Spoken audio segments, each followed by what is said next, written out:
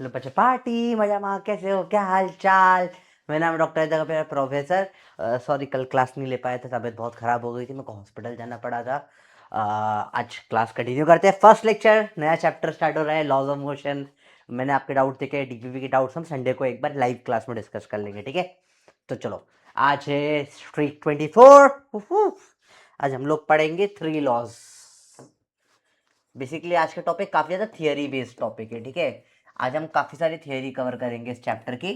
कुछ मोमेंटम वाले जो क्वेश्चन है वो हम मोमेंटम के चैप्टर में देखेंगे, वो यहाँ पे हम नहीं करेंगे। जो टाइम कम है ना, तो अपने को थोड़ा सा प्रॉपर सिस्टमेटाइज करना पड़ेगा। पहले बेसिक मैथ्स और वेक्टर की बात करें तो इसमें जो सबसे इंपॉर्टेंट चीज़ अपने को लगने वाली है वो लगने वाली है कंपोनेंट्स करना। जो आपको ऑलरेडी आता है, अगर वेक्टर ए है एंगल थीटा पे, तो जो थीटा के पास वाला होता है कंपोनेंट वो ए का कॉस थीटा हो जाता है, और थीटा के परपेंडिकुलर वाला कंपोनेंट ए का साइन थीटा हो जाता है, ठीक है। पर लेट से अगर ये एंगल थीटा है, ये ए है, तो इस केस में ऊपर वाला कंपोनेंट ए का कॉस थीटा हो जाएगा और नीचे वाला ए का साइन थीटा हो जाएगा। लाइक सिंपल सुपर चीज है। सब फॉर्मूले में वही सेम लॉजिक है कि कभी हॉरिजॉन्टल एरिया के वर्टिकल से एंगल दीजिए तो साइन का कॉस, कॉस का साइन एक्सचेंज हो जाता है। सिंपल सिंपल चीज है, कुछ टफ नहीं है इसमें। चलो अब मेन थियरी की बात करें, काफी इंपॉर्टेंट पार्ट है थियरी का। थियरी ऑफ फोर्स पूरा चैप्टर थियरेटिकल। हम पहले फर्स्ट और थर्ड लॉ देखेंगे, फिर सेकेंड लॉ को हम लोग उसके बाद देखेंगे। सेकेंड लॉ में थोड़ा न्यूमेरिकल पार्ट भी होता है, ठीक है। तो स्टार्ट करते हैं। चालू हुआ था अरिस्टोटल फैलेसी से। अरिस्टोटल एक बड़े फेमस साइंटिस्ट थे। उन्होंने बोला था कि फोर्स लगता है ऑब्जेक्ट को कांस्टेंट वेलोसिटी से चलाने के लिए, गलत बोला था, इसलिए फैलेसी बोलते हैं। फैलेसी मतलब गलत करा था। अगेन एनसीईआरटी में से काफी इंपॉर्टेंट लाइन्स इसमें निकलती है। तो यहाँ पे आप एनसीईआरटी को ही मैंने कट करके डाला है, देखोगे लिखा हुआ है external force is required to keep a body in motion. ये अरिस्टोटल ने बोला था, अरिस्टोटल जी ने बोला था। तो इतने अरिस्टोटल ने बोला था external force is required to keep an object in motion, जो कि रॉन्ग था, दिस वाज रॉन्ग। बाद में इसको गलत प्रूव कर दिया अपन ने, ठीक है। फिर आए गैलीलियो। गैलीलियो ने एक्सपेरिमेंट करे। चलो ये क्वेश्चन है, which of the following is correct Aristotle fallacy के लिए। तो external forces required to keep body in motion, ये एरिस्टोटल ने बोला था, जो कि गलत था, ठीक है। चलिए इसके बाद गैलीलियो आया। गैलीलियो ने बोला कि यार ये गलत है। उसने बोला कि यार अगर फोर्स नहीं है तो भी कांस्टेंट वेलोसिटी से चलता रहेगा ऑब्जेक्ट। स्पेस वगैरह में तो चलता ही, अपने को पता है आज के टाइम पे। पर क्योंकि वो बोलता है कि यार रुका क्योंकि फ्रिक्शन था, वरना रुकता भी नहीं कोई चीज। तो उसने बोला अगर कोई चीज रेस्ट पर है या कांस्टेंट वेलोसिटी से चल रही है तो उसके लिए फोर्स नहीं लगता। यही बाद में इसी लॉ को कॉपी करके न्यूटन ने अपना लॉ निकाल दिया था। तो न्यूटन का फर्स्ट लॉ एक्चुअल में गैलीलियो ने दिया था, ठीक है। सबसे पहले टर्म इनर्शिया किसने दी थी? गैलीलियो ने बोला था। गैलीलियो ने दी थी टर्म इनर्शिया। इसने बोला था क्या? इनर्शिया होता है क्या? Resistance, resist to change. कुछ भी चेंज करने के में जनरली बॉडी रेजिस्ट करती है, उसको इनर्शिया बोलते हैं। बहुत सारे इनर्शिया होते हैं अलग अलग टाइप के। जैसे कि मैं बात करूँ, आप सुबह उठने में बड़ी प्रॉब्लम होती है, तो वो होता है इनर्शिया ऑफ सुबह उठना, ठीक है। बड़ा प्रॉब्लम होता है सो इनर्शिया ऑफ सोते रहना, सोते रहने दो मेरे को। समझ रहे हो बात को? तो ये इनर्शिया है। ऐसे बहुत सारे इनर्शिया होते हैं। सेम वे में जो रेस्ट पर है उसको चलाना मुश्किल है, और जो कांस्टेंट वेलोसिटी से चल रहा है उसको रोकना मुश्किल है, जब तक आप फोर्स नहीं लगाओ। ये गैलीलियो ने बोला था। Inertia is a property of a body by virtue of which the body is unable to change by itself state of rest or state of uniform motion. Rest या यूनिफॉर्म मोशन में body रहेगी और change आप नहीं कर सकते। ये Galileo ने बोला था। इनर्शिया टर्म इसने दी थी। इनर्शिया टर्म सबसे पहले किसने दी थी? गैलीलियो ने दी थी। सब एनसीईआरटी के क्वेश्चंस काफी ज्यादा इसमें कवर कर रहा हूं मैं, क्योंकि थियोरेटिकल पार्ट यही है। थोड़ा लंबा रहेगा आज, काफी बड़ा लेक्चर जाएगा थोड़ा सा। अब स्लाइड्स बहुत सारी होगी इस लेक्चर में, ठीक है। 10 तो हो ही गई, इसका 10 टाइम 100 स्लाइड्स करके हम लोग पढ़ेंगे आज के लेक्चर में, ठीक है। तो घबराना मत, थोड़ा लेंदी रहेगा, क्योंकि सिंपल पार्ट है, मुश्किल सिर्फ थियरी है, ठीक है। चलिए, inertia is a property of body by virtue of body is unable to change by itself state of rest, सही बात है, करेक्ट है। unable to change itself state of motion, ये भी करेक्ट है। तो ये वाला ज्यादा सही हो जाएगा। unable to change by itself state of rest और यूनिफॉर्म मोशन, दोनों चेंज नहीं कर सकती, ठीक है। एक्चुअली सारे ऑल ऑफ दिस होता तो ज्यादा बेटर होता, पर इसमें दोनों दोनों वाले स्टेटमेंट आती है ना, रेस्ट वाला भी यूनिफॉर्म मोशन वाला भी। A rider on a horse falls back when horse start running sudden because inertia. Simple सी बात है। देखो अब ये क्वेश्चन बहुत बार आएंगे। चल रहा है तो पीछे फेंका जाएगा, ब्रेक मारा तो सिंपल, जब भी चलेगा आपकी पीछे हो जाओगे। गाड़ी में एक्सेलरेशन तेज होता है, झटाक से पीछे हो जाते हैं। और जब भी रेस्ट पे आती चीजें अपन ब्रेक मारते हैं, झटाक से आगे गिर पड़ते हैं हमेशा। तो याद रखो, जब भी आप स्टार्ट करोगे तो आपका जो नीचे का हिस्सा है, जो आपका इनिशियल टुब्रोसिटी है, जो आपका नीचे का हिस्सा है जो कांटेक्ट में है, बस में, कार में, घोड़े के ऊपर, ट्रेन में, कहीं पर भी, वो क्या होगा, वो साथ में आगे निकल जाएगा। और आपकी बॉडी जो ऊपर है वो अभी भी इनर्शिया ऑफ रेस्ट में ही है, वो पीछे गिर जाएगी हमेशा। तो जब भी मोशन स्टार्ट होगा, ऊपर की बॉडी पीछे गिर जाती है, ठीक है। और जब रेस्ट पे आएगा तो नीचे की बॉडी चलते चलते रेस्ट पे आ गई, आगे की बॉडी रेस्ट पर, ऊपर की बॉडी रेस्ट पे ही नहीं आ पाई, तो आगे सर टकराता है। जब बस में सडनली ब्रेक पड़ता है, फटाक से आगे के सर टकरा जाता है ना, तो हमेशा वही होगा। Rider horse back falls and horse start running, क्यों? Because inertia of rest keeps upper body at rest, lower body inertia of motion के साथ आगे निकल जाती है हमेशा, ठीक है। तो जब भी स्टार्ट होगा मोशन के अपोजिट गिरेगी ऊपर की बॉडी, और जब भी ब्रेक मारेगा मोशन की तरफ नीचे की रेस्ट पे आ जाएगी, ऊपर वाली रेस्ट पे नहीं आ पाएगी। अब boy sitting on a top most, ये काफी अच्छा सवाल है, एससीवी का क्वेश्चन है, बड़ा इंटरेस्टिंग है। अब boy sitting on a top most berth of a compartment of a train which is going to stop on a railway station drops an apple aiming the open hands of his brother. तो भैया ऐसे train चल रही है, यहाँ पे एक लड़का है, यहाँ एक लड़का है, इसने यहाँ से एप्पल फेंका, और जैसे ये एप्पल फेंका इसके नीचे भाई भाई खड़ा हुआ था, बोला मेरे हाथ में भैया एप्पल दे दो, मुझे एप्पल खाना है। इसके हाथ में एप्पल, टमाटर ऐसा दिख रहा है पर एप्पल है, गिरने वाला था, पर सडनली ब्रेक मार दिया, ठीक है, क्लियर है। Brother sitting the apple will fall, बताओ, ठीक है। विच इज जो कि लिखा है train which is just going to stop, just stop मारा, जैसे ही मारा इसने एप्पल छोड़ा और ट्रेन ने ब्रेक मार दिया। अब क्या होगा, ब्रेक मार दिया तो समझना क्या हो जाए, समझना ध्यान से। अब ये जो है ये तो हवा में है एप्पल, इसके ये किसी को टच नहीं कर रहा, तो ये अभी भी सेम स्पीड से चलता रहेगा, ये ना चलता ही रहेगा, और बाकी ये स्टॉप हो जाएगा एक तरीके से, तो ये थोड़ा इधर जाके गिर जाएगा, ठीक है। प्रिसाइसली नहीं, slightly away from the hand in direction of motion of train, जिस तरफ ट्रेन चल रही थी उस तरफ ये चला जाएगा, क्योंकि ये इनर्शिया ऑफ मोशन में ही है, ये खड़ा, ये इनर्शिया ऑफ रेस्ट पे आ चुका है। तो मैंने बोला था जब भी रेस्ट पे आती है कोई भी चीज, तो हमेशा क्या होता है, आगे की तरफ गिर जाती है, मोशन जिस तरफ हो रहा था। Two bodies A and B of same mass, जब भी सेम मास होगा इनर्शिया सेम होता है बेटा। इनर्शिया डिपेंड करता है किस पे, मास पे। इनर्शिया प्रोपोर्शनल होता है मास के, तो वो रेस्ट पर हो, मोशन में हो, कुछ भी हो, अगर मास सेम है तो इनर्शिया सेम होगा। Two body of same mass, A is at rest, B is in motion, which is correct statement. कुछ भी हो, अगर मास सेम है तो इनर्शिया सेम होगा, क्योंकि इनर्शिया मास पे डिपेंड करता है ट्रांसलेशनल मोशन में। अब टाइप्स ऑफ इनर्शिया, मेनली दो टाइप की इनर्शिया होते हैं, inertia of rest, inertia of motion. Motion का ही एक पार्ट है इनर्शिया ऑफ डायरेक्शन, तो आप इसको थर्ड टाइप ऑफ इनर्शिया ही बोल देते हैं, पर एक्चुअल में मोशन वाले का ही पार्ट होता है। मेनली दो इनर्शिया होते हैं, रेस्ट का और मोशन का, ठीक है। There are two types of inertia, inertia of rest and inertia of motion. Motion में दो चीज हो जाती है, डायरेक्शन और मैग्नीट्यूड। तो डायरेक्शन में मोशन का ही पार्ट है, चल रहा है तो कोई डायरेक्शन होगा ही ना उसमें, ठीक है। जब रेस्ट में है तब इनर्शिया ऑफ रेस्ट, जब चल रहा है तो इनर्शिया ऑफ मोशन, एक डायरेक्शन में चल रहा है तो इनर्शिया ऑफ डायरेक्शन, ठीक है। A passenger getting down from moving बस falls in the direction of the motion because, किसका एग्जांपल है, इनर्शिया ऑफ मोशन का।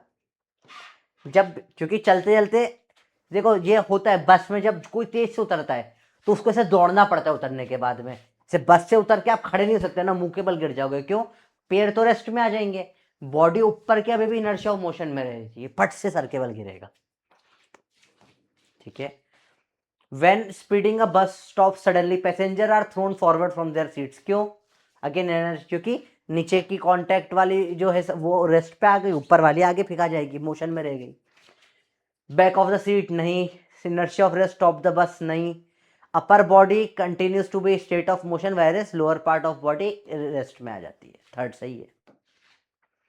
अब बात करें फोर्स की, व्हाट इज फोर्स, फोर्स समझते हैं क्या होता है बेटा।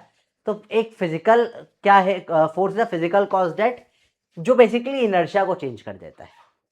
देखो इनर्शिया इनर्शिया होता है, अगर फोर्स नहीं तो इनर्शिया वैसा ही रहेगा, रेस्ट रेस्ट पे रहेगा, यूनिफॉर्म मोशन करता रहेगा। फोर्स आने से फर्क क्या पड़ा, फोर्स कैसे एक जादुई ताकत है, वो इनर्शिया को बदल सकता है, समझ रहे हो?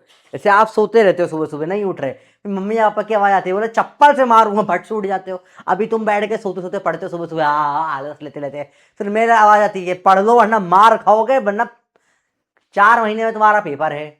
ठीक है, बोला 4 महीने बाद ही पढ़ लेंगे। अरे अगला ड्रॉप का क्यों सोच रहे हो इतना? जब 4 महीने बाद पढ़ना है तो आज ही पढ़ लेना, आज पढ़ के निकाल ले, इसको इतना हो जाएगा, निकाल फटाफट से।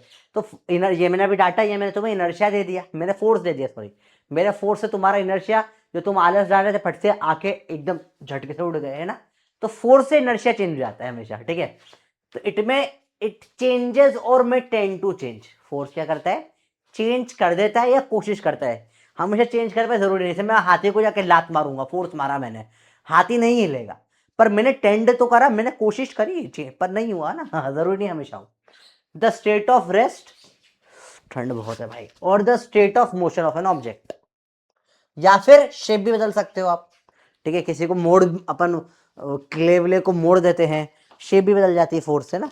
जैसे देखो, ये मैंने इसको सर पे पटक, इसकी शेप चेंज हो गई, देखो पिचक गया ये। समझ में बात आई? ऐसा यूनिट की बात कर, अगर इसकी ऐसा यूनिट बात करें फोर्स की, तो होती है न्यूटन, या ऐसा यूनिट क्या होती है? न्यूटन। फोर्स के ऐसा फोर्स को हम लोग न्यूटन में नापते हैं। डायमेंशन इसका होता है mlt-2। This is a very important dimension, ये आपको याद होना चाहिए। ठीक है, फोर्स का डायमेंशन होता है mlt-2। दो डायमेंशन आपको माइंड में होने चाहिए स्टार्टिंग में, एक फोर्स का और एक एनर्जी का। फोर्स का डायमेंशन होता है mlt-2, एनर्जी का ml2t-2। कमेंट कर देना बेटा एक बार, फोर्स का mlt-2, एनर्जी का ml2t-2। जस्ट कमेंट कर दो उसको एक बार, क्योंकि ये इंपॉर्टेंट है, ये पता होना चाहिए आपको। ये दो डायमेंशन स्टार्टिंग में बहुत आपको हेल्प करेंगे।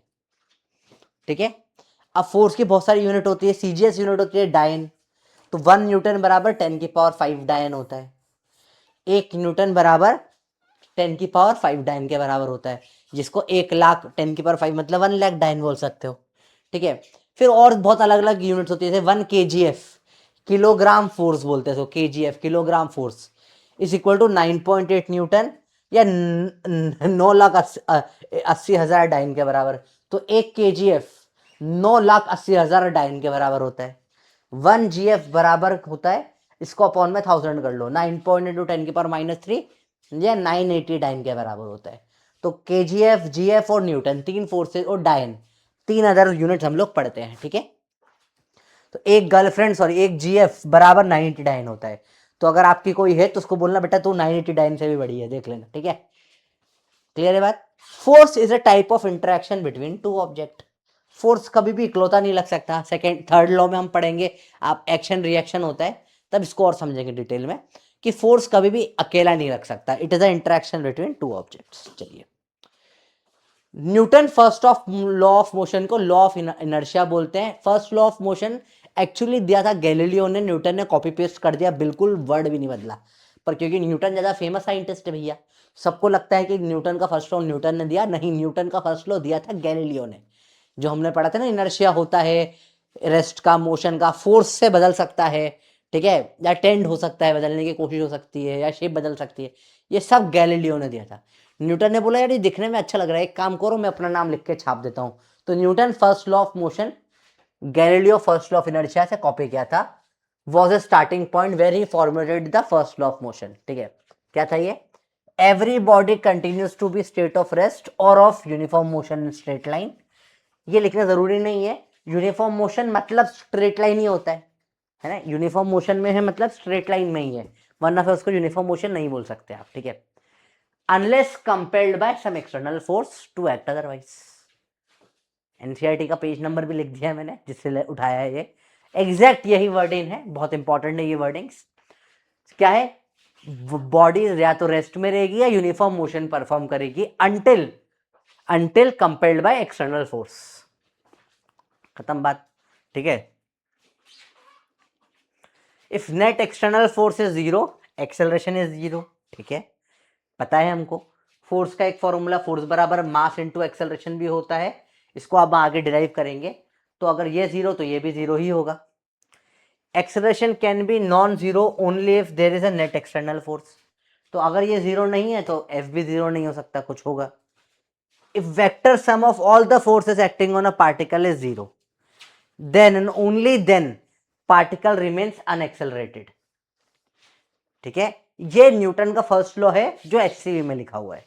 तो एनसीईआरटी का स्टेटमेंट भी दे दिया है, एचसीवी का स्टेटमेंट भी दे दिया है, दोनों इंपॉर्टेंट है।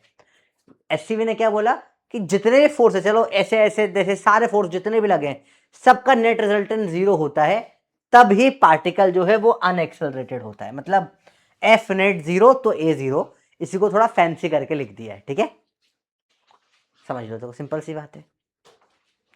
चलो आगे देखें, समझिए न्यूटन का फर्स्ट लॉ। ठीक है, अगेन ये एक और स्टेटमेंट है जो एनसीईआरटी से लिया है। देखो कुछ लाइंस एनसीईआरटी की इंपॉर्टेंट है, मैं कोशिश कर रहा हूँ आप लोगों के पास टाइम कम है तो आपको एनसीईआरटी रीड ना करनी पड़े। अगर आपको ये नहीं चाहिए बता देना, मैं एनसीईआरटी को भी पूरा कवर करते हुए चल रहा हूँ क्लास में, क्योंकि मुझे पता है आपको रीड करने का टाइम नहीं मिलेगा एंड में, है ना। तो if then on earth an object is at rest और इन यूनिफॉर्म लीनियर मोशन, मतलब ये रेस्ट पे है या लीनियर मोशन में है, it is not because there are no forces acting on it, but because various external forces cancel add up to 0। तो उसने बोला है बेटा जरूरी नहीं फोर्स 0 हो, नेट फोर्स 0 होना चाहिए। जैसे मैंने बोला कि ये ऑब्जेक्ट है, ये जो है रेस्ट पर है, तो जरूरी नहीं इस पर कोई फोर्स नहीं लग रहा, हो सकता है इधर 10 न्यूटन और इधर 10 न्यूटन लग रहा हो, तो भी रेस्ट पे होगा ना, नेट में कट जाएंगे दोनों। तो ये लिखा हुआ है एनसीईआरटी में कि भैया कोई ऑब्जेक्ट रेस्ट पे जरूरी नहीं इसके ऊपर कोई फोर्सिंग नहीं लग रहा हो, नहीं लग रहा हो, पर जितने भी फोर्स लग रहे हैं cancel each other out, net में 0 हो जाते हैं, एड अप टू 0। ठीक है, ये बताता है physical independence of force. Again question आ चुका है, फिजिकल इंडिपेंडेंस ऑफ फोर्स कौन सा लॉ बताता है, फर्स्ट सेकंड थर्ड, तो बोलोगे फर्स्ट लॉ। रेस्ट और constant velocity can have two meaning, क्या दो मतलब हो सकते हैं रेस्ट या कांस्टेंट वेलोसिटी का, या तो कोई फोर्स नहीं हो या नेट फोर्स 0 हो, नो फोर्स जैसा इसमें था, या नेट फोर्स 0। ठीक है, क्या या तो कोई फोर्स ही नहीं लग रहा हो या सब जो लग रहे हो 0 हो जाए। Same mass mean same inertia. ठीक है, रेस्ट या कांस्टेंट वेलोसिटी फर्क नहीं पड़ता। चलिए क्वेश्चन देखें। An astronaut accidentally gets separated out of a small spaceship accelerating in an interstellar space at a constant rate of 10. ठीक है, what is the acceleration of the astronaut the instant he is out of the spaceship, बताइए। assume that there are no nearby stars, कोई gravity बाहर से नहीं लग रही है। तो एक एस्ट्रोनॉट भैया है हमारे, वो स्पेसशिप में जा रहे थे, स्पेसशिप से अलग हो गए, तो उन पे एक्सेलरेशन क्या हो जाएगा बेटा, स्पेसशिप का एक्सेलरेशन 10 था, तो इनका भी 10 नहीं होगा, 0 होगा। जब कोई फोर्स ही नहीं लगेगा स्पेस में, भाई तेरा एक्सेलरेशन 1000 हो रहा हो, वेलोसिटी 1000 हो तो वो 1000 रहेगी, एक्सेलरेशन तो फट से 0 हो जाएगा ना बेटा। एक्सेलरेशन कहां से लगेगा स्पेस में, फोर्स नेट 0 होगा, जैसे भाई स्पेसशिप में है तब तक लग रहा होगा। ठीक है, पर जैसे स्पेसशिप से निकले, अब कैसे देगा तू, अब पॉसिबल ही नहीं है ना एक्सेलरेशन हो पाना, 0 हो जाएगा। ठीक है, अगेन एनसीईआरटी टेक्स्ट का क्वेश्चन। चलिए, physical independence of force is consequence of, अभी हमने जस्ट पढ़ा फर्स्ट लॉ। देखो पुराना पीवाईक्यू है पर है PYQ. Which of the following statement is most correct, देखें। It is possible for an object to have motion in the absence of force, हो सकता है, बिल्कुल करेक्ट है। मोशन हो सकता है, यूनिफॉर्म मोशन होगा, लेकिन वो है ना, वेलोसिटी कांस्टेंट होगी, यूनिफॉर्म मोशन होगा। It is possible to have several forces acting on an object in absence of motion, ये भी सही है कि हो सकता है ना कि बहुत सारे फोर्स लग रहे हो पर सब आपस में कट जाए, तो भी मोशन नहीं होगा, है ना। ठीक है, बोथ 1 and 2 करेक्ट है। फिर काफी इंपॉर्टेंट है बेटा आज का lecture, it is theory but it's हर क्वेश्चन में तुम्हें एक अलग इंपॉर्टेंस दिखेगी यहाँ पे, एक्चुअली इंपॉर्टेंट है। An object experience no acceleration, ठीक है, what of the which of the following can not be true, what of the नहीं विच होगा, ये which of the following can not be true. Single force नहीं लग सकता, है ना, क्यों, नो फोर्स ये हो सकता है लगे, फोर्सेस बट कैंसल आउट ये हो सकता है, या तो कोई फोर्स नहीं हो, ये सब कैंसिल, सिंगल फोर्स कैंसिल तो पता चलेगा ही ना, फिर तो सिंगल फोर्स है तो फिर चलेगा ही, फिर उसको रोकने के लिए एक्सेलरेशन होगा ही सही, फिर एक्सेलरेशन कैसे रोकोगे, कम से कम 2 होंगे तो कटेंगे, सिंगल फोर्स होगा तो पॉसिबल ही नहीं है ना। चलो 3 rods are joined together to form a equilateral triangle ABC of side 1 meter. 3 rod जोड़ दी, ट्राइंगल बना दिया 1 मीटर का. 3 particles carrying charge 20 coulomb are attached to the vertices of triangle. ठीक है, 3 चार्ज लगा दिए 20 कूलम के. Whole system is at rest in inertial frame. The resultant force on the particle A has magnitude. अगर rest पर है तो net force क्या होगा? 0. खत्म. रेस्ट पर है तो रिजल्टेंट फोर्स कुछ भी लगे 0 ही होना चाहिए. ठीक है, अगेन एससीबी का क्वेश्चन था, इतना टफ नहीं था, इजी है. आगे देखे सवाल. Neglect the effect of rotation of the earth. Suppose earth suddenly stops attracting object placed near its surface. Person standing on the surface of the earth will. बताओ क्या होगा? अर्थ अचानक से रुक जाए चलते चलते, गोल घूम रही है अर्थ. बेटा अगर तुमने कभी कोई पत्थर वत्थर फेंका हो, ऐसे रस्सी से पत्थर बांध दो, गोल गोल घुमाओ, और जैसे तुम पत्थर को फेंकते हो, जहां तुम छोड़ते हो, ऐसे छोड़ा तुमने पत्थर को, ऐसे फेंका जाता है ना, तुम भी ऐसे फेंका जाओगे. ठीक है, क्या हो जाएगा? अगर अच्छा रोटेशन को हम नेग्लेक्ट कर दें, नेग्लेक्ट कर दिया रोटेशन को हमने, तो वहीं पड़ा रहेगा. Suppose earth suddenly stops attracting object surface पे, surface of earth remain standing. ठीक है, कि भाई अगर कोई सरफेस ऑफ अर्थ पर है, ग्रेविटी अभी है, चिपका हुआ है, नहीं रहेगा तो चिपका हुआ नहीं रहेगा, पर रहेगा तो वहीं अपने आप थोड़ी ना ऊपर उड़ जाएगा. रोटेशन नहीं हो रहा अर्थ का, नेग्लेक्ट करने का बोल रहे सवाल में. ठीक है, अगर रोटेशन होता तो आंसर आया था थर्ड वाला, फ्लाई अलोंग द टेंजेंट. ठीक है, ये आंसर आता है इफ कंसिडर रोटेशन इग्नोर. अगर ये पहले लाइन नहीं लिखी होती तो आंसर ये हो जाता, क्योंकि बेटा ग्रेविटी रोक के रखी है. जैसे मैंने इसको पेन को नीचे, मैंने पेन को पकड़ के नीचे खींच रहा हूं, छोड़ दिया नहीं खींच रहा, तो भी यहीं पर ही है ना. ग्रेविटी नहीं रहेगी तो भी यहीं रहेगा. हाँ ठीक है.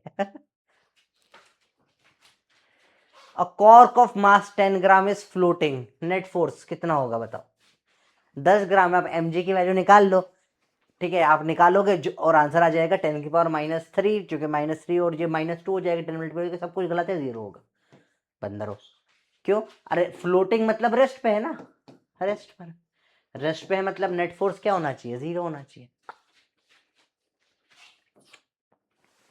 Which of the following cases net force is not 0? A kite skillfully held stationary. Stationary है तो 0 होगा force. Ball falling from a height, इसमें ये फॉल कर रही है ना, नीचे आते पे एक्सेलरेशन होता है, ग्रेविटी लगता है, जी लगता है, इसमें फोर्स 0 नहीं होगा. An aeroplane rising upward and 45 degree with horizontal with a constant speed. Constant speed है, एरोप्लेन होगा, एरोप्लेन. और डायरेक्शन भी सेम है, वेलोसिटी कांस्टेंट है, कोई फोर्स नहीं लगेगा. कॉर्क फ्लोटिंग, कोई फोर्स नहीं लगेगा. अगर स्पीड कांस्टेंट नहीं होती तो फिर इसमें भी होता कुछ ना कुछ, है ना. Particle is in straight line motion with uniform velocity. A force is not required to increase speed to decrease speed. तो फोर्स लगेगा स्पीड कम ज्यादा करनी है तो. सेम स्पीड मेंटेन करने में नहीं लगेगा, डायरेक्शन बदलने में फोर्स लगेगा. सेम स्पीड सेम डायरेक्शन है तो कोई फोर्स नहीं लगता बेटा, है ना. इनर्शिया होता है तो उसका चलेगा ही वैसे. A body of 40 gram is moving with a constant velocity of 2 centimeter per second on a horizontal frictionless table. Force on the body is कितना? अगर कांस्टेंट वेलोसिटी है तो फोर्स 0 ही होगा. खत्म बात. फिर से यार सिंपल सा सवाल है. रेस्ट है या कांस्टेंट वेलोसिटी है तो फोर्स 0 ही होगा. घुमा घुमा के वही क्वेश्चन आ रहे हैं, देख रहे हो आप. It is same same same same. सारे क्वेश्चन आने वाले 2-3 क्वेश्चन भी सेम है. देखो, in a circus horse rider takes vertically jump on the moving horse and falls back on the horse. क्यों? इनर्शिया. मैं इसके देखो समझ, मैं पेन को से उछालूंगा और मैं आगे जा रहा हूं तो भी पेन, सॉरी, मैं से उछाला आगे गया तो भी मेरे हाथ में ही पेन आया ना. देखो मैं ऊपर उछाल रहा हूं, मैं आगे नहीं उछल रहा. क्यों? इनर्शिया है, मेरी स्पीड पेन को भी मिलेगी, है ना. तो जैसे मैं ऐसे आगे जा रहा हूं, मैं ऊपर पेन उछाल रहा हूं, तो ये पेन ऐसे एक्चुअल में ऐसा जाएगा मेरे साथ में, क्योंकि इसको एक मेरा कंपोनेंट भी मिल गया वेलोसिटी का. इनर्शिया है ये तो. Inertia of motion is present. Parrot is sitting on a floor of a closed glass cage which is in a boy's hand. ठीक है. If parrot starts flying with constant speed, boy will fate of the constant speed है, unchange, same constant speed से कोई force नहीं आता बेटा, है ना। स्पीड का एक्सेलरेशन हो, स्पीड अगर कम या ज्यादा हो तो फोर्स बनेगा। कांस्टेंट स्पीड से उड़ रहा है तो कोई फोर्स ही नहीं बनने का, चांस ही नहीं फोर्स का, unchanged. A particle move with velocity v is attracted by three forces, ठीक है, shown by vector triangle। the velocity of particle क्या होगी बताओ। देखो बेटा ये तीनों फोर्सेस जो है वो एक पॉलीगॉन लॉ बना रहे हैं, हमने पॉलीगॉन लॉ पढ़ा है। जब भी ऐसे एक क्लोज पॉलीगॉन बनाते हैं नेट फोर्स 0 हो जाता है इन तीनों का, तो वेलोसिटी क्या हो जाएगी, रिमेन्स कांस्टेंट, कोई नेट फोर्स ही नहीं है, ठीक है। पॉलीगॉन लॉ है ये, देखो जब भी ऐसा होता, जब भी ऐसा होगा, आपको पॉलीगॉन लॉ में सिखाया ऐसा ऐसा ऐसा ऐसा ऐसा भी हो, जहां स्टार्ट हो और एंड हो जाए, पॉलीगॉन बना ले कोई भी वेक्टर्स, तो उनका नेट रिजल्टेंट 0 हो जाता है। चलिए अब आए न्यूटन थर्ड लॉ पे, सेकेंड लॉ थर्ड के बात करेंगे बेटा, पहले थर्ड लॉ करेंगे, ठीक है। चलिए थर्ड लॉ बोलता है forces mutual interaction between two bodies, जो हमने पहले ही पढ़ा था, दो बॉडीज के पीछे फोर्स लगता है, force always occur in pairs, mutual forces between two bodies are always equal and opposite. तो क्या बोलते हैं थर्ड लॉ, कि मैं इस हाथ को अगर खींच रहा हूं तो ये हाथ भी मुझे खींच रहा है, हमेशा याद रखना दोनों साथ में होता है। मैंने यहाँ थप्पड़ मारा तो मेरे हाथ पे भी चोट लगती है, ठीक है, यहाँ पे गाल पे भी लगी, हाथ पे भी लगी, बराबर फोर्स होता है हमेशा दोनों का। तो एक्शन का रिएक्शन होता है, एक्शन का रिएक्शन होता है, ठीक है क्या। तो force is the mutual interaction between two bodies, और हमेशा कैसे होता है, दोनों बॉडी पे इक्वल और अपोजिट फोर्स आता है। To every action there is an equal and opposite reaction, ये स्टेटमेंट आपने पढ़ रखा है। इंपॉर्टेंट चीज है, बहुत इंपॉर्टेंट चीज है, लाल जलती हुई लाइनों में लिखा है, action and reaction can not act on the same body, कभी भी नहीं लग सकता एक पे। जैसे मैंने बोला ये ए और बी है, अगर ये ए के फोर्स ने बी को धक्का मारा तो बी का फोर्स ए को धक्का मारेगा। ए का हमेशा एक्शन और रिएक्शन अलग अलग बॉडी पे लगते हैं। मैं खुद पे अपना फोर्स कभी नहीं लगा सकता बेटा। देखो मुझे चलना भी है, आप नॉर्मली चल भी रहे हो तो आप क्या कर रहे हो, जमीन को नीचे धक्का दे रहे हो। देखो ध्यान से देखना, आप जब चलते हो ना, देखो आप जब चलते हो, देखो यहाँ पे प्रैक्टिकल करके दिखाता हूँ। देखो ये चल रहे हो तो देखो तुम्हें दिख रहा है, अगर मैं चल रहा हूँ, देखो मैं यहाँ पे अगर चलने की कोशिश करूंगा तो इसको पीछे धक्का दूंगा। तो मैं क्यों चल पाता हूँ, मैं जमीन को पीछे धक्का देता हूँ, एक्शन, जमीन का रिएक्शन मुझे आगे धक्का देता है। आप खुद का फोर्स खुद पे लगा ही नहीं सकते। आप चलते कैसे हो, आप देखा होगा लोगों को ऊपर रस्सी चढ़ते हैं, रस्सी कैसे चढ़ जाती है, आप रस्सी को नीचे खींचते हो, आप रस्सी को पकड़ के नीचे खींचते हो तो रस्सी आपको ऊपर धक्का देती है, आप उससे जाते हो। आप कभी भी एक्शन से नहीं चलते, आप हमेशा रिएक्शन से चलते हो, याद रखना। तो आप जब भी आगे बढ़ रहे हो, जमीन आपको आगे बढ़ा रही है, आप खुद के दम से आगे नहीं बढ़ पाते हो, हमेशा एक्शन रिएक्शन होता है बेटा, ठीक है। Action reaction can not act on the same body, important है, याद रखना ये चीज को, कभी भी एक पे नहीं लग सकते, ठीक है। There is no cause effect relation between action reaction, action reaction forces are simultaneous. Again this is the NCERT की लाइन है, ये इंपॉर्टेंट है बहुत ज्यादा। इसमें एक्शन रिएक्शन में कॉज इफेक्ट नहीं होता। कॉज इफेक्ट रिलेशनशिप मतलब एक के कारण दूसरा हुआ, जैसे मेरा कॉज मेरा बच्चा होगा, तो मैं हूं तो मेरा कॉज मैं हूं, कॉज अफेक्ट है मेरा बच्चा, या कॉज है मेरा शादी, अफेक्ट है मेरा बच्चा। तो कॉज के कारण मेरी शादी के बिना बच्चा हो ही नहीं सकता था, है समझ रहे बात को, मैं समझ, तो कॉज अफेक्ट रिलेशन होता है, ठीक है, क्लियर है बात। मैं हूं गरीब क्योंकि मेरी शादी होने वाली है, समझ लो, तो शादी के बाद लोग गरीब हो जाते हैं, कैसे, कॉज है शादी, अगर शादी नहीं तो गरीब ही नहीं होता आदमी, ठीक है, बात समझ में आई। कॉज अफेक्ट रिलेशन समझ में आया क्या होता है बेटा, एक के कारण दूसरा। एक्शन रिएक्शन में ऐसा कुछ नहीं होता, वो दोनों ऐसे एक के कारण दूसरा नहीं, दोनों साथ में है, दोनों ही एक दूसरे का कॉज है, दोनों ही एक दूसरे का रिएक्शन अफेक्ट है, दोनों ही कॉज है, दोनों ही इफेक्ट है। ऐसा नहीं एक के कारण दूसरा है, नहीं कि एक पहले आया उस कारण से दूसरा आया, नहीं, दोनों जब भी आएंगे साथ में आएंगे, हमेशा क्या है, साइमल्टेनियस फोर्स है, there is no cause effect relation. मेरे को पता है ये चीजें आपने नहीं पढ़ी पहले, पर ये एनसीईआरटी के लाइन बाय लाइन है बेटा, ठीक है, these are all mentioned in NCERT. खोल के देखोगे तुम पागल हो जाओगे, एनसीईआरटी बहुत डेप्थ वाली किताब है, लोग उसको एक्सप्लोर नहीं कर पा रहे। थर्ड लॉ क्या समझाता है, क्रिएशन ऑफ फोर्स, ठीक है। ठंड बहुत ज्यादा है यार। फर्स्ट लॉ ने क्या बताया, इंडिपेंडेंस ऑफ फोर्स, कि फोर्स जो है भैया इंडिपेंडेंट होता है। थर्ड लॉ ने क्या समझाया बेटा, क्रिएशन ऑफ फोर्स, कि फोर्स कैसे क्रिएट होता है, क्लियर है बताओ। फर्स्ट लॉ ने क्या समझाया? Independence of force. Creation of force कौन समझाता है? Third law. ठीक है, चलो फर्स्ट लॉ समझाता है फोर्स कब लगता है, थर्ड लॉ समझाता है फोर्स कैसे लगता है, सेकंड लॉ बताएगा फोर्स कितना लगता है, बताऊंगा अभी आगे। विच of the following statement is not true regarding Newton's third law of motion? इनमें से कौन सा ट्रू नहीं है न्यूटन के थर्ड लॉ के लिए? बताइए। For to every action there is an equal and opposite reaction, सही है। Action reaction act on the same body, ये गलत है। सेम बॉडी पे कभी नहीं लग सकते, हमेशा अलग अलग बॉडी पे लगते हैं। There is no cause effect, ये सही है। Action reaction act are simultaneous, ये भी सही है। बाकी सब सही है, ये गलत है। तो आंसर हो जाएगा सेकेंड वाला। अच्छा सवाल, नेक्स्ट क्वेश्चन रीड करिए। A 60 kg man pushes a 40 kg man by a force of 60.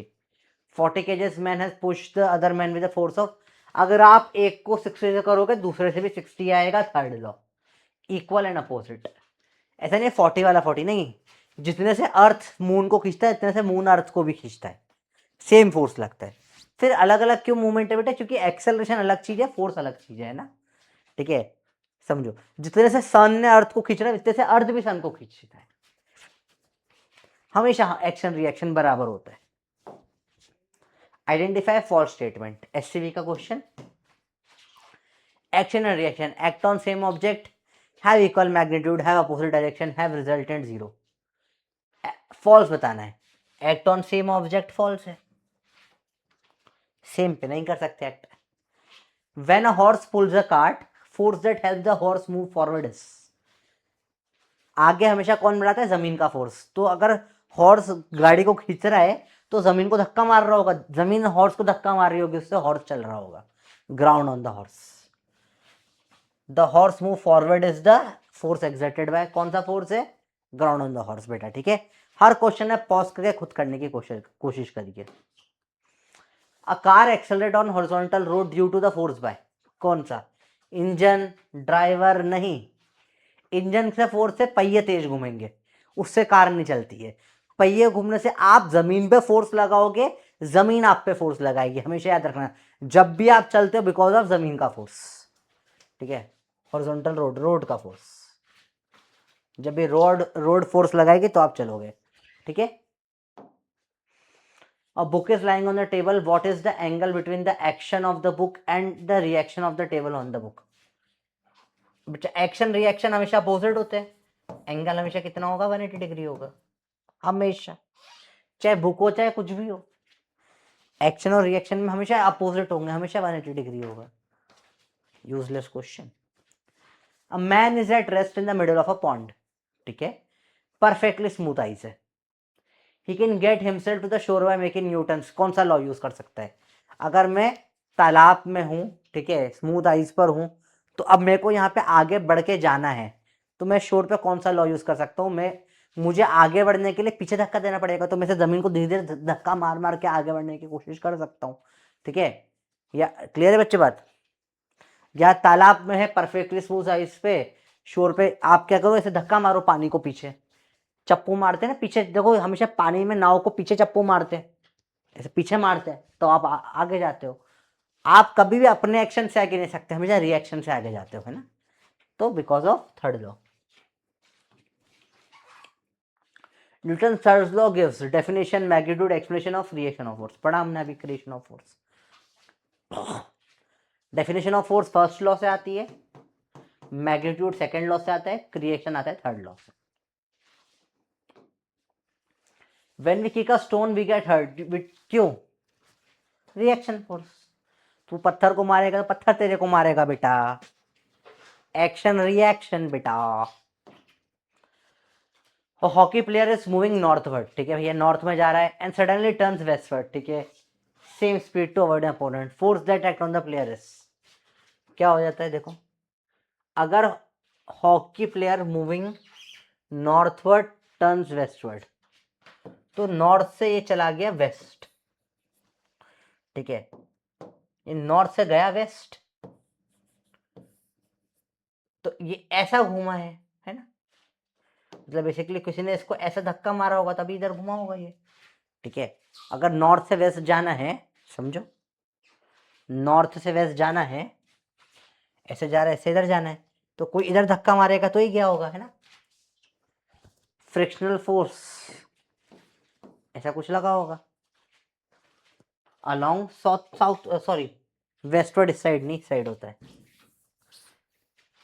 North से वेस्ट, तो ऐसा धक्का पड़ा होगा। ये डायरेक्शन क्या है, south west.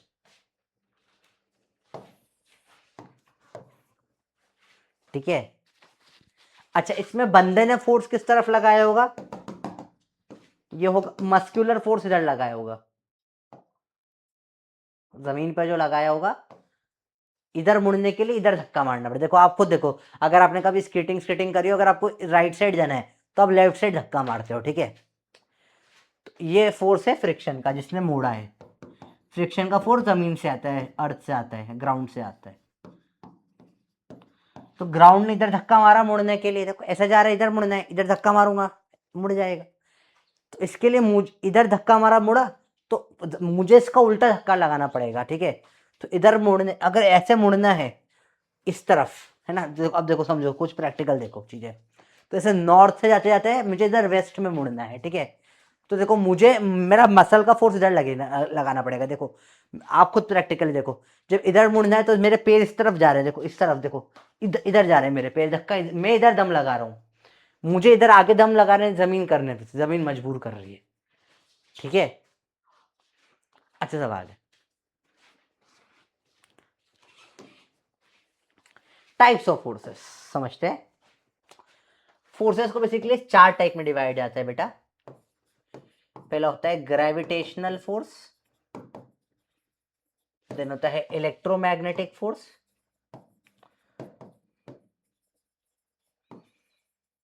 Then there is weak nuclear force, and साथ में है strong nuclear force.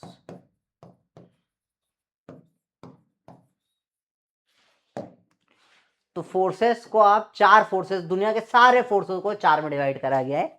Gravitational force, week nuclear force, electromagnetic force और स्ट्रॉन्ग न्यूक्लियर फोर्स, ठीक है।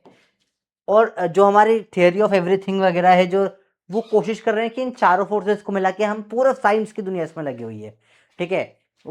एडवांस थियरी, स्ट्रिंग थियरी, नए नए कितनी थियरी आ गई, वो हरदम ट्राई करे कि चारों फोर्स को हम एक फोर्स बना दे, ठीक है। वैसे हमने इन दोनों को मिला भी दिया है, इलेक्ट्रोमैग्नेटिक और वीक न्यूक्लियर को मिला के हमने इलेक्ट्रो वीक फोर्स बना दिया। आजकल एक नया फोर्स बन गया है इन दोनों को मिलाकर, इलेक्ट्रो वीक फोर्स।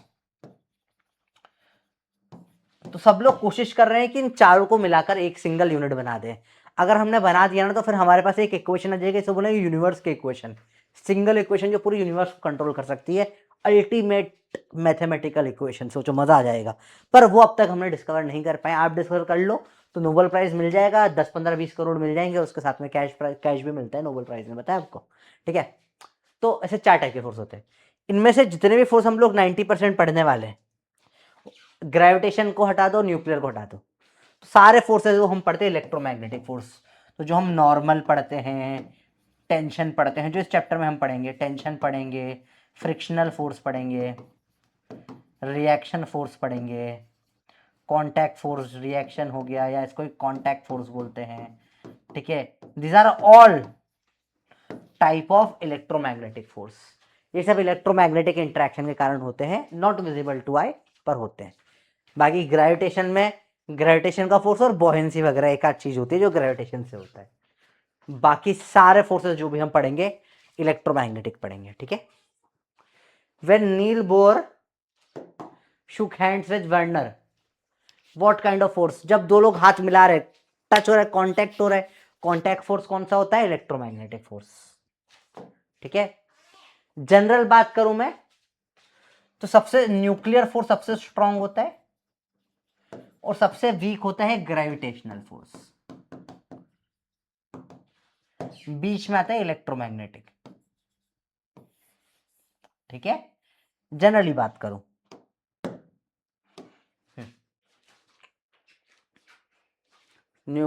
सबसे न्यूट्रॉन, फिर इलेक्ट्रोमैग्नेटिक, फिर ग्रेविटेशन, ठीक है बेटा।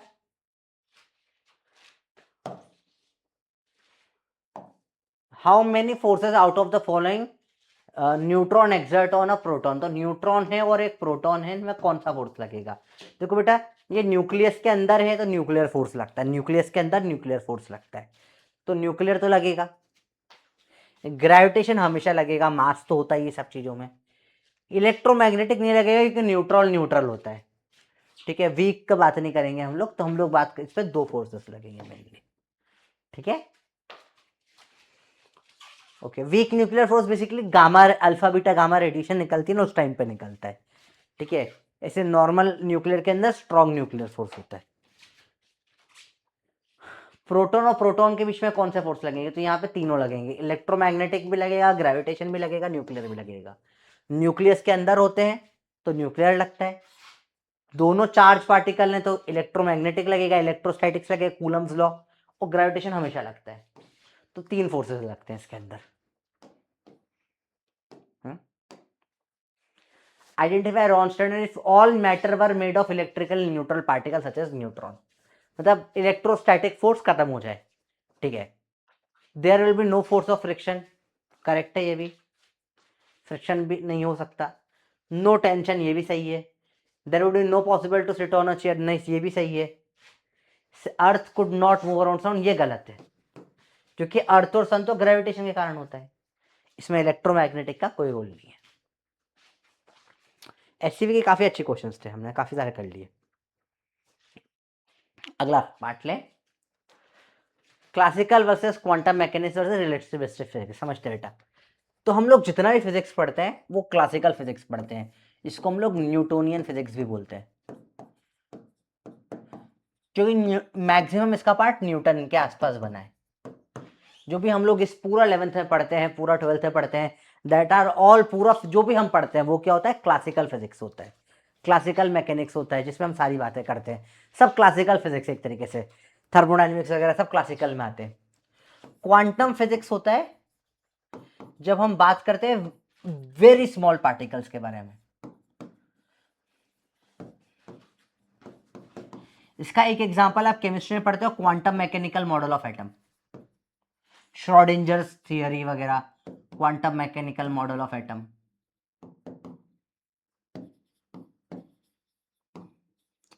बाकी आप कहीं भी इसको देखोगे नहीं, मॉडर्न फिजिक्स में हल्का फुल्का कभी कभी आ जाता है, फिर कभी कभी आप लोग इस टाइप के क्वेश्चन या इस टाइप के कुछ ग्राफ देखोगे,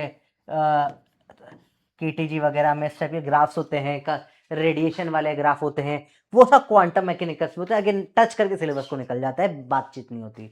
रिलेटिविस्टिक फिजिक्स का वर्क करता है एट वेरी हाई स्पीड्स,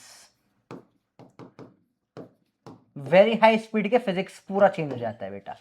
जब बहुत हाई स्पीड होता है, लाइट की स्पीड के आसपास पहुंच रही है, तो वहां सब कुछ चीजें चेंज हो जाती है। उसी के ऊपर जो आप इक्वेशन पढ़ते हो, ई बराबर एम सी स्क्वायर वगैरह, रिलेटिव इक्वेशन आइंस्टाइन की जो बड़ी फेमस इक्वेशन है, सब उधर पे घुस जाती है। मॉडर्न में थोड़ी हल्की सी बात होती है इसकी, बाकी अदरवाइज इन सबको हमको नहीं पढ़ना होता, हमारा सिलेबस क्लासिकल फिजिक्स पे लिमिटेड रहता है, जो बाकी सब में बहुत एडवांस मैथमेटिक्स लगता है, which is not senseful for us. चलिए बताइए, which of the following system may be adequately described by classical physics? Motion of a cricket ball बिल्कुल बता सकते हो, नॉर्मल स्मॉल वेलोसिटी है, क्रिकेट बॉल मैकेनिक से समझा सकते हो, ठीक है। वेलोसिटी ऑफ प्रोटॉन नहीं, 90% स्पीड ऑफ लाइट, बहुत फास्ट हो गया। रिलेटिविस्टिक फिजिक्स हो गया। हाइड्रोजन एटम के लिए हम लोग को क्वांटम में जाना पड़ेगा, neutron changing to proton, again quantum में जाना पड़ेगा। छोटी बहुत छोटी छोटी बातें पर सिर्फ क्रिकेट बॉल को आप समझा सकते हो, नॉर्मल जो हम लोग पढ़ेंगे फिजिक्स उससे, बाकी सब में मॉडर्न में घुसना पड़ेगा, है ना। And that was the theory part. अब फाइनल चालू होगा न्यूटन का सेकेंड लॉ, न्यूटन का second law of motion. Start करते हैं बेटा, रेडी हो? ठीक है।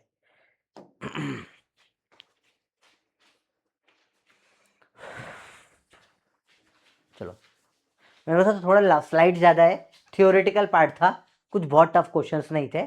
अब एक्चुअल टॉपिक जो न्यूमेरिकल है वो स्टार्ट होगा न्यूटन का सेकेंड लॉ ऑफ मोशन से। स्टार्ट करते हैं बेटा। हालत तो नहीं हो रही मेरी पढ़ाने लायक, पर देखते हैं, कोशिश करता हूँ मैं पढ़ाने की। देखिए, न्यूटन का सेकेंड लॉ ऑफ मोशन क्या बोलता है, देखो ध्यान से देखना।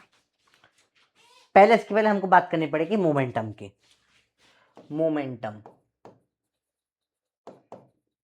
इसको पी वेक्टर लिखते हैं मोमेंटम को, ये होता है मास इनटू वेलोसिटी वेक्टर। तो मोमेंटम बेसिकली वो चीज होती है जिससे हमको चोट लगती है बेटा। चोट लगने के दो चीजें चाहिए होती है, मास और वेलोसिटी। अगर मैं बहुत तेज स्पीड से तुमको अगर एक कंकर फेंकूंगा तो भी तुम्हें शायद चोट लग सकती हो, पर अगर भाटा बड़ा सा स्लो स्पीड में भी चोट लगा देती है ना। हथौड़ा धीरे से मारूंगा तो भी लगेगी, ठीक है, समझ रहे हो। जैसे कोई तुमको, अगर तुम बैंक में काम कर रहे हो, लेट से तुम्हारा नीट नीट नीट निकल के तुम कभी बैंक में गए, ठीक है, बैंक में एक चोर तुम्हारे साथ आके बोलता है भाई बुलेट है, बुलेट हाथ में बुलेट लेके आता, गोली है, बुलेट है, मार दूंगा, बुलेट है, सर पे मारूंगा, है मारूंगा सर पे। तुम हंसोगे, थप्पड़ मार के भगाओगे, भाई चल जा निकल यहाँ से, मजाक मत कर, क्यों भगा दोगे तुम। बोलोगे बुलेट से किसी को डर ही नहीं लगता, बुलेट की तो मास ही बहुत कम है, कैसे चोट लगेगी।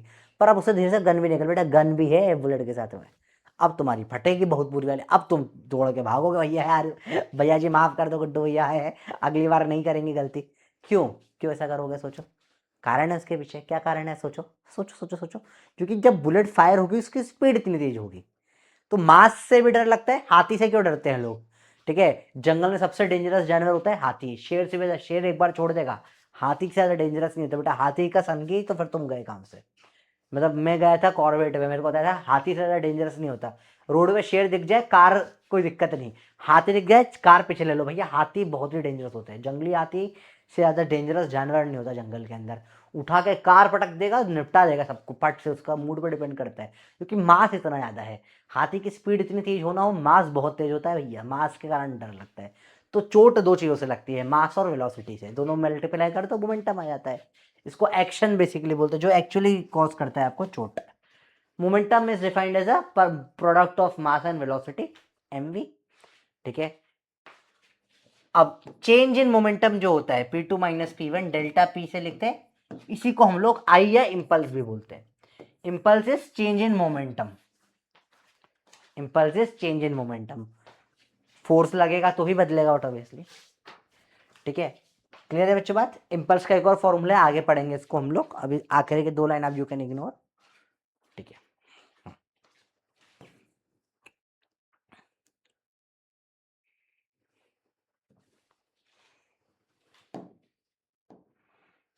इंपल्स पूछो, ये बताइए, 1990 का क्वेश्चन है, इंपल्स पूछिए, क्वेश्चन है आपके सामने, सॉल्व करिए। A particle of m mass is moving with uniform velocity v1, it is given impulse such that velocity becomes v2, impulse क्या होगा mv2 minus v1, खत्म, सिंपल है। मॉड नहीं लगेगा बेटा, है ना, वेक्टर होता है v2 माइनस v1, मॉड लगाओगे तो वेक्टर खत्म हो जाएगा। यही होता है impulse, change in momentum, mv2 minus mv1, m common, ठीक है। चलिए, Newton second law, Newton second law बोलता है how measurement of force, measure of force, force कितना है ये सेकेंड लॉ बताता है। फोर्स होता है rate of change in momentum, dp by d. Force का फॉर्मूला क्या होता है बेटा, डीपी बाई डी। फोर्स का फॉर्मूला क्या होता है बेटा, डीपी बाई डी। अब डीपी बोले तो mass into velocity by d, force का फॉर्मूला। अब एम वी, प्रोडक्ट रूल लगाना पड़ेगा, m dv by d t plus v d m by d t. ये क्या कर दिया आपने, प्रोडक्ट रूल लगाया बेटा, डी ऑफ एक्स वाई होता है x d y plus y d x, x बाहर डी वाई, फिर वाई बाहर डी एक्स, तो एम बाहर डीवी, फिर वी बाहर dm. Normally dm by d t 0 होता है, 0, क्योंकि मास कांस्टेंट होता है। और चैप्टर के एंड में हम पढ़ेंगे, बिना अगर ऐसा नहीं हो तो क्या होता है, ये एंड में हम देखेंगे। तो फोर्स आता है m dv by d t, dv by d t acceleration होता है, फोर्स बराबर मास इनटू एक्सेलरेशन। सबसे एक्यूरेट फॉर्मूला ये होता है, सबसे एक्यूरेट ये नहीं हो तो फिर इसको टिक करते हैं, फोर्स बराबर मास, फादर बराबर मदर, फोर्स बराबर मास, ठीक है। सबसे इंपॉर्टेंट फॉर्मूला, सबसे रिलायबल फॉर्मूला ये है फोर्स का, DP by d T, this is the exact formula. अगर मास कांस्टेंट है तो फोर्स बराबर एम ए लगता है, हमेशा लगे जरूरी नहीं है बेटा, है ना, ये भी याद रखना। हम लोग इसको करेक्ट मानते हैं 99% टाइम, पर this is not 100% correct formula. Correct formula है सेकेंड लॉ का, फोर्स बराबर डीपी बाई डी टी। बराबर मा होता है स्पेशल कंडीशन में जब मास कांस्टेंट होता है। तो सर तो हमेशा ही होता है नहीं बेटा, जैसे लेट से कोई एक बलून है वो हवा छोड़ रहा है, मैंने पुर खड्डा कर दिया, पुर करके उड़ के जा रहा है, तो उसमें मास बाहर निकल रहा है, वहां एफ बराबर एम ए नहीं लगा सकते, ठीक है, वहां पॉसिबल नहीं है। जब पानी के टैंकर उसमें से किसी ने खड्डा कर दिया, पानी गिर रहा है, रोड पे देखते हैं अपन पानी का टैंकर जो है वो जा रहा है, उससे पानी गिर रहा है, वहां फोर्स बराबर एम ए वैलिड नहीं होगा वहां, क्योंकि ये वाला हिस्सा जीरो नहीं होता। तब क्या करते हैं वो हम लोग बाद में पढ़ेंगे, ठीक है। क्लियर है बच्चों बात? चलो, अब डीपी का मतलब क्या होता है, इंपल्स भी होता है, चेंज इन मोमेंटम को इंपल्स भी बोलते हैं। तो फोर्स बराबर इंपल्स अपॉन टाइम, तो इंपल्स का फॉर्मूला आता है फोर्स एवरेज इनटू टाइम। तो यहां से इंपल्स का सेकेंड फॉर्मूला निकल के आ जाता है। तो इंपल्स के हमने पढ़े थे दो फॉर्मूले, एक तो चेंज इन मोमेंटम, दूसरा force average into time of contact, ठीक है।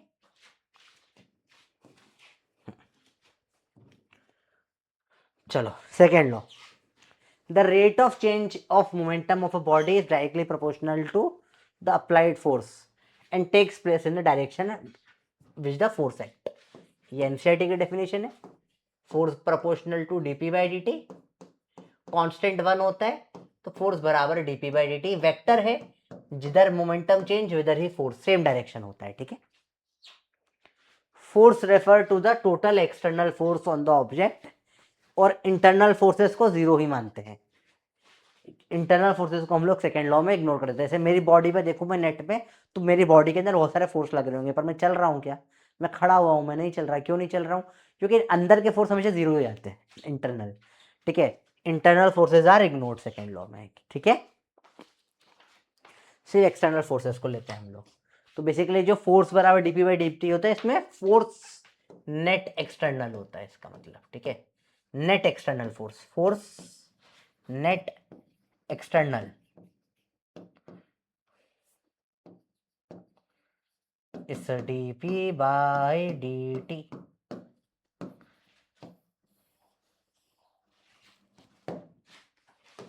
Let's go second law. अरे बाबू, फोर्स बराबर dp by d T. Second law relates the following, variation in momentum and external force DP by d T, है ना। Force external force बराबर dp by d T. Newton second law, the acceleration of a body is directly proportional to the net force acting on the body and inversely proportional to the mass of the body। ये बोल रहा है A बराबर F upon में M, force बराबर मा, उसी को आपने एम को नीचे भेज दिया। ये एनसीईआरटी के स्टेटमेंट है, ठीक है। ये सिर्फ कब लगता है, जब मास क्या होता है, कांस्टेंट होता है। अगेन ये सेकेंड लॉ है अकॉर्डिंग टू एक लाइन स्टेटमेंट लिखा हुआ है एनसीईआरटी का, ठीक है। तो इसको भी हम करेक्ट मानेंगे, हालांकि ये सिर्फ तब होता है जब मास कांस्टेंट होता है, पता होना चाहिए। सबसे करेक्ट स्टेटमेंट एफ बराबर डीपी बाई डी टी होता है। Acceleration of a particle as measured from an inertial frame is given by sum of all the forces acting on the particle divided by it mass. Same चीज बोली, acceleration क्या होगा, sum of force F net external जो पड़ा था upon में mass. Yes, CV ने definition दी, तो वही चीज को घुमा घुमा के लिखना है, ठीक है। आपको सिर्फ पढ़ के समझ में आना चाहिए कि ओके ये सेकेंड लॉ की बात कर रही है। Acceleration means that of the system as a whole. तो जब भी ऐसा बहुत सारे फोर्सेस, कोई बड़ी ऑब्जेक्ट है, तो जब भी हम उसका एक्सेलरेशन निकालेंगे तो हमेशा वो सेंटर ऑफ मास का एक्सेलरेशन होता है। अगेन थियोरेटिकल स्टेटमेंट है, सब सब सब सब एनसीईआरटी की लाइनें हैं या एचसीवी की लाइनें हैं। दो बुक्स को मैं प्रेफर आप लोगों के लिए प्रेफर करता हूं, एनसीईआरटी और एचसीवी। चलो क्वेश्चन चालू करते हैं। Which of the following is wrong. Acceleration का फॉर्मूला क्या हो जाएगा, d two r by d t two, double differentiation होता है। फोर्स बराबर मा रख दो, m d two r by d t two, ठीक है। सबसे एग्जैक्ट फॉर्मूला यही दिख रहा है मेरे को इसके अंदर, है ना। मा फोर्स बराबर m d v by d t, ये भी सेम ही है, ये भी एफ बराबर एम ए है, dv बाई dt भी एक्सेलरेशन होता है, f बराबर ma होता है, f बराबर change in velocity upon time भी एक्सेलरेशन ही होता है। ये गलत है बस, तो ये अपना आंसर हो जाएगा, ये आंसर हो जाएगा। ये तो इसने f बराबर एम वी बोल दिया है, ये नहीं होता, गलत है, ये एम ए हो सकता है, रॉन्ग पूछा है। ठीक है, अगेन एनसीईआरटी का question, we can derive second Newton second law. Again ये क्वेश्चन इज वेरी इंटरेस्टिंग है। एनसीईआरटी के पेज 54 और 56 पे इसका आंसर आपको मिलेगा, और ये क्वेश्चन बहुत इंटरेस्टिंग है। मैं होमवर्क दे रहा हूँ, लेट्स सी कौन सा करके आ पाता है। ठीक है,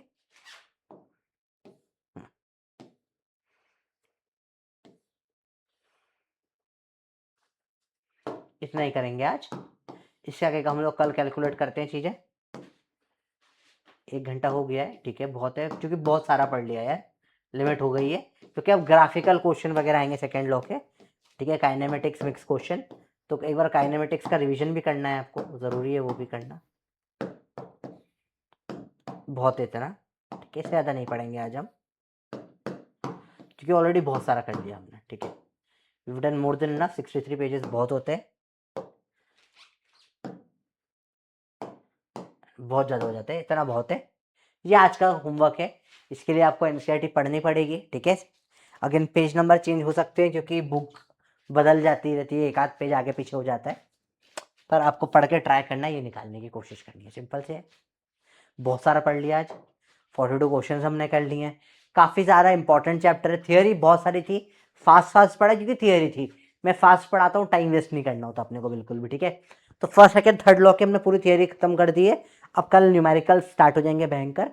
तो आज का लेक्चर वॉज थियोरिटिकल लेक्चर, कल न्यूमेरिकल स्टार्ट होंगे काफ़ी सारा, पहले तो जनरल न्यूमेरिकल होंगे, फिर इक्विलिब्रियम की बात होगी, फिर पुश एंड पुल वाली बातें होगी, और परसों हम ये चैप्टर फिनिश कर देंगे। ठीक है, छोटा सा चैप्टर है सारे सारे, परसों सूडो फोर्स के पुली वाली बातें होगी, वेरिएबल मास की बातें होगी। ठीक है, थोड़ा सा देखना हेक्टिक रही चीज़ें, फर्स्ट लेक्चर है, थोड़ा रिलैक्स में है, थियोरेटिकल पार्ट था, थोड़ा दिमाग लगाना पड़ेगा। अगेन टारगेट 1 2 करने की जरूरत नहीं, टारगेट 1 0 पे ये लेक्चर हो जाएगा, पर क्वेश्चन एक बार और प्रैक्टिस कर लेना, एनसीईआरटी रीड कर लेना, इट इज जस्ट एनसीईआरटी पूरी आज मैंने कवर करवा दी है। ठीक है, तो आज का होमवर्क है एनसीईआरटी रीड करना है आपको, रीड एनसीईआरटी पूरी पढ़ लो इस चैप्टर की, वैसे तो मैंने पूरी कवर करवा दी है आज के लेक्चर में। ठीक है, फिर भी एक बार रीड मार लेना। ठीक है, दैट इज इतना ही करना है, ज़्यादा कुछ मेहनत वाला काम नहीं है। ठीक है बच्चों, बाकी मैंने आपके डाउट्स ऑलरेडी लेना स्टार्ट कर दिए हैं। डीपीपी कल से मिलेगी, पहला दिन डीपीपी नहीं मिलती, कल डीपीपी मिलेगी इस चैप्टर की। चलो, और इसके अलावा कोई प्रॉब्लम हो तो कमेंट से पढ़ रहा हूँ, आप आराम से बताओ, कुछ भी इशू हो आप बिंदास होकर बताओ। ठीक है, सारे कमेंट्स पढ़ता हूँ, डीपीपी की भी पूरी लिस्ट लिख ली है मैंने, जो भी आपने डाउट पूछे वो मैं आपको सॉल्यूशन एक लाइव क्लास में दे दूंगा। ठीक है, चलो बाय बच्चों, अच्छे से पढ़ो, बाकी कोई डाउट बता देना। ठीक है।